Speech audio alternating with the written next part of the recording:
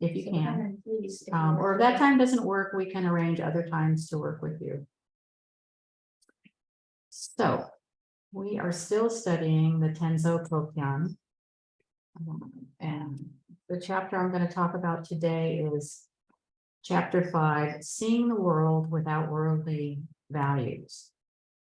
And I'm sure this is a coincidence, but this is like totally been in my face all week. The idea that what comes to us is our life, and that we don't discriminate. We don't decide that something's good or bad, better or worse. And we do that, and the Tenzo does that by cultivating big mind. Dai Shin, Dai meaning big, Shin meaning heart mind. And so the instructions to the cook of the Tenzo Kokyan are specifically to encourage the cultivation of big mind, parental mind, and joyous mind. So Fujiyama said, when you prepare food, never view the ingredients from some commonly held perspective, nor think of them only with your emotions. Your attitude toward things should not be contingent on their quality. A person who is influenced by the quality of a thing, or who changes his speech or manner according to the appearance or position of the people she meets, is not a person working in the way. I remember hearing stories about Suzuki Roshi's wife being really annoyed because if she sent him to buy food, he would just bring back all the battered tomatoes and the apples that had holes in them, because he did not discriminate. It was usable food. And so, and this is in the absolute sense. I mean, in our everyday lives, we do have to discriminate. If I'm in the kitchen and I can't discriminate between salt and sugar, I'm going to have a few complaints. So yes, there is discrimination going on, but we need to not forget that the fundamental attitude grounding this discrimination is that everything we encounter is our life.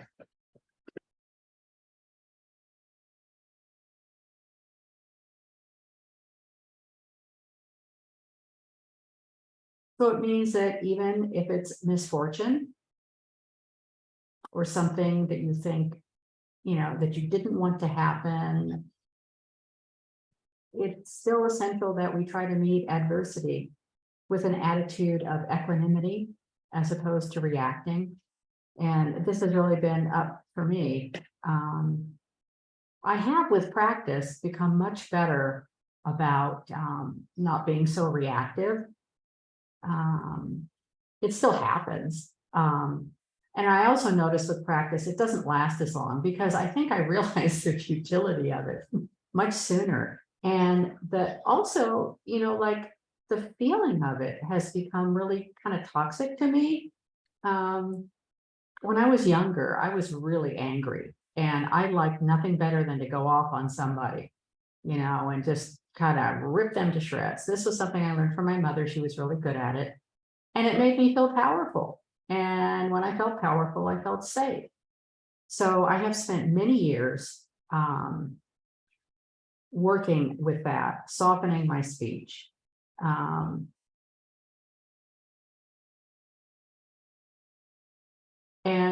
trying not to react, because when we can accept the circumstances of our life, we don't suffer. I mean, we might be sad, we might be, briefly angry or discouraged, but we're not suffering. We're not adding suffering by resisting what is.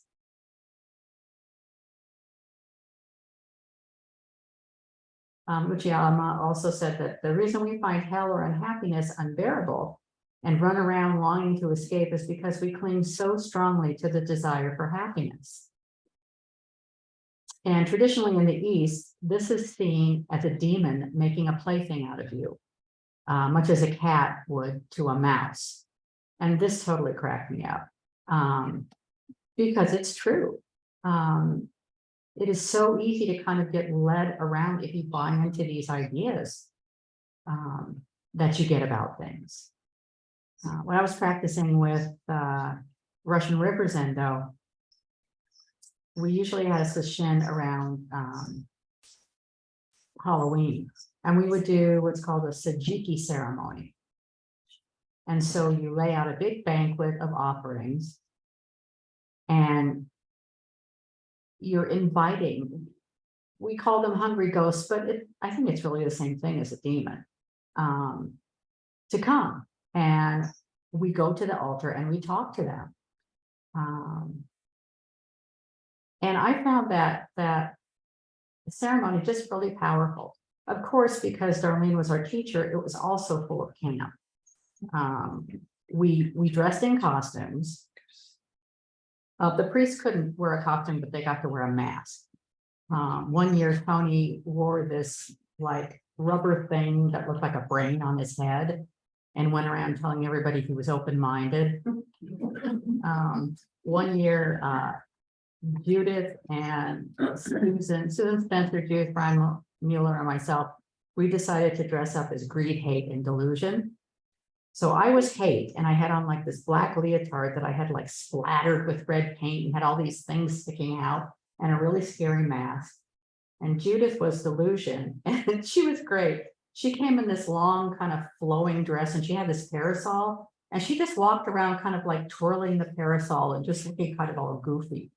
And Susan Spencer was greed, and she had kind of plastered herself with money and, was like counting money the whole time. So, I think sometimes things like this give us an opportunity to look at things about ourselves that perhaps are difficult to see if there's a little bit of humor in them. So the idea of big mind is that we don't waste time wrestling with our demons, whatever they are, if it's anxiety, whatever it is. We put our energy into being completely involved in whatever it is we're doing, whether we're the tenzo and we're cooking for the assembly, whether you're the doan ringing the bells, whether you're dog mommy feeding your dogs. Whatever you do, you pay attention to what you're doing and you put forth your best effort as much as you can. These are goals. These are kind of like the precepts. It's like you're never going to be perfect, but this is what guides us. This is what provides the signposts along the way for us. And when we develop this kind of attitude towards our life, the meaning of living day to day changes completely, along with our valuation of events and people and circumstances. We just don't see things the same way. And since we're no longer trying to escape from delusion, misfortune, or adversity, or chase after enlightenment and peace of mind, things like money and position lose their value. And so, what they refer to as worldly values, which I don't know why that just sounds so religious, but it really is true. I mean, our values as Buddhists are not worldly values. We don't foster the acquisition of things, getting more for ourselves, of one-upping somebody. We try to see the facts of a situation. I was thinking about one time, I don't know where I was actually, but it was kind of getting dark and I was walking, maybe I was in the city or something. And 3 Black men were walking together talking. They didn't look terribly scary or anything, but they were walking towards me and I noticed how anxious I got. And I thought, why is that? And it was because I couldn't really just see them for who they were. 3 Black guys walking along, or 3 humans walking along. I accepted the worldly value that Black people were going to hurt me. So things like that, the way you see a situation can really change when you take away all your judgments about it. And it's not always easy to do.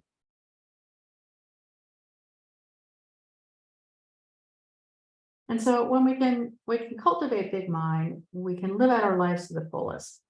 There's no better or worse, good or bad. It's kind of like everybody has a level playing field. I don't